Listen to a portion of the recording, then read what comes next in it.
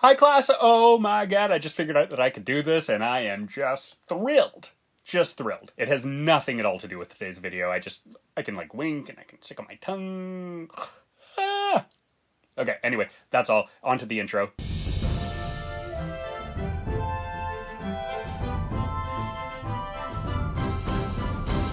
Today's assignment, if you so choose to accept it, is to write a monologue from the perspective of a character from The Lottery.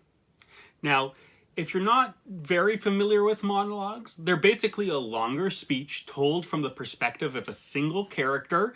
It's told from their point of view, so it's going to be in the first person. It's also often used to share the internal thoughts of a character. So they may be saying things out loud in this monologue that they may not say out loud to another person otherwise. I've decided to write a monologue from the perspective of Mr. Summers from The Lottery, and he's the administrator of the entire process in the story. So what we're going to do is walk through sort of the process of writing a monologue. The first thing you want to do is read through the story and look for details about the character that you want to write about, or about any subjects in the world or life of that character that you want to talk about in your monologue. So what I did is I just went through the story and I highlighted a number of sections that gave me details that I needed for the story.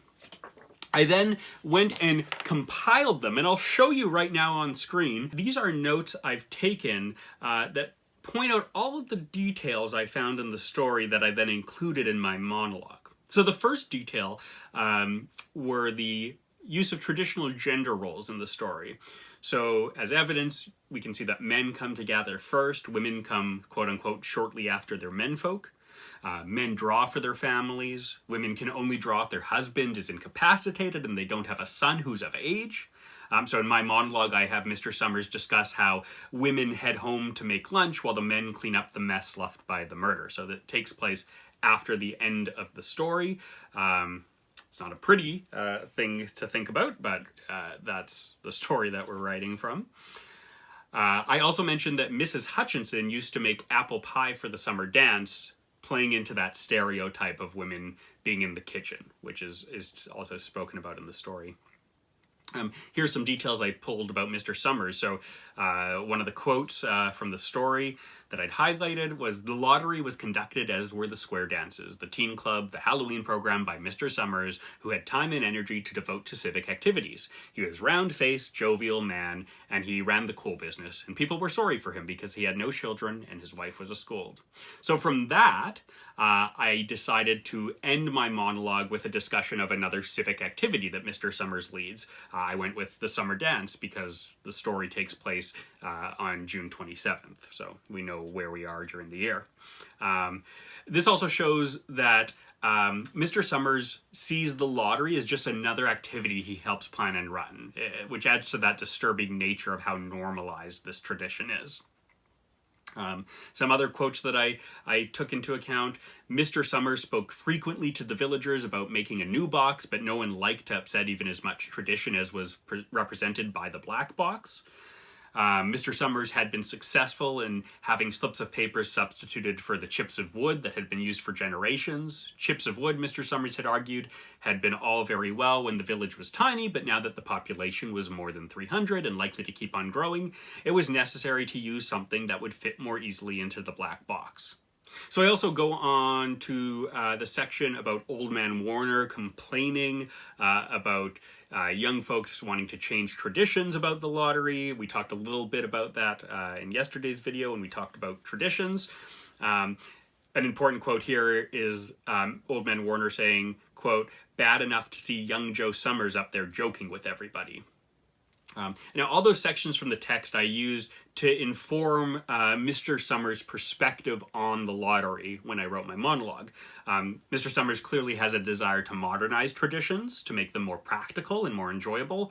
However, he also acknowledges that some people, like Old Man Warner, don't like any change to the tradition.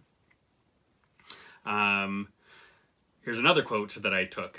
They do say Mr. Adams told Man Warner, who stood next to him, that over in the North Village they're talking of giving up the lottery. And then also some places have already quit lotteries, Mrs. Adams said.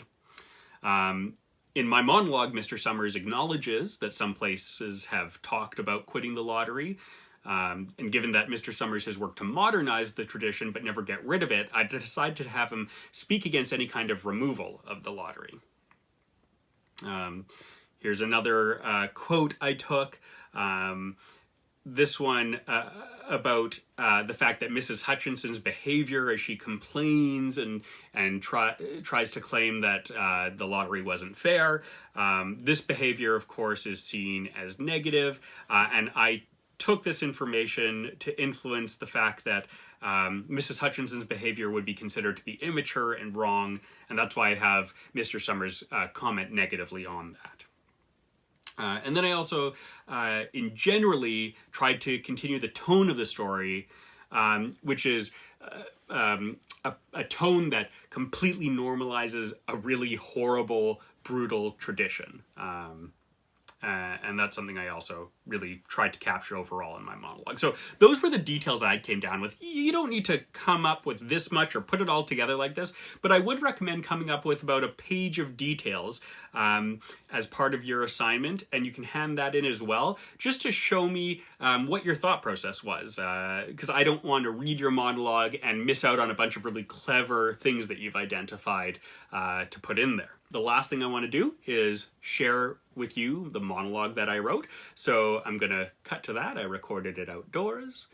Here you go. Well then, that's another one done. Wasn't so bad.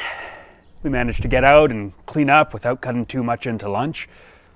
We sent the women home before cleanup, and that gave them time to get food going at home. It's a shame Mrs. Hutchinson found the need to get a little loud towards the end. She was old enough to know better. Even the kids who are raised right know not to cause such a fuss. I know it's hard on them, but no need to make it any harder for the rest of us. We'll have to live with it, won't we? It'll be over for them soon enough. I suppose what's really frustrating to me is that I've really tried to lighten up the day for people. I know it can be stressful, and that's why I try to keep things friendly, even joke around a little. I know that some of our older folk aren't a fan of me for that. They like the old traditions, want me to keep things serious and studious. No reason we can't modernize our traditions, just a little though. You know, some towns have been talking about getting rid of the lottery altogether. If we don't make things a little more enjoyable, we could end up there, and no one wants that. Anyway, no need of harping on what's good and done. I'm sure things will go even smoother next year. In the meantime, I need to go get to work on our summer dance. We will have to get someone else to make the apple pie this time around, with Mrs. Hutchinson gone. I'll certainly miss her for that. All right. That was my monologue. I've left the full text in the description below if you want to take a look at it. Now it's up to you. If you want to take this one on, I would love to see a monologue that you write from a character of your choice from the lottery. The monologue doesn't have to be long. It can be about a paragraph or so. The details that you get from the story, I wouldn't do more than a page. I think that would be just fine. And if you really want to take it to the next level, you can do what I did and record either audio or video of yourself performing the monologue. That's up to you, though, if you want to take it a step further. That's all I have for you today. Tomorrow, we'll be taking a look at the film version of the lottery. That'll be cool. That'll be cool. I will see you then.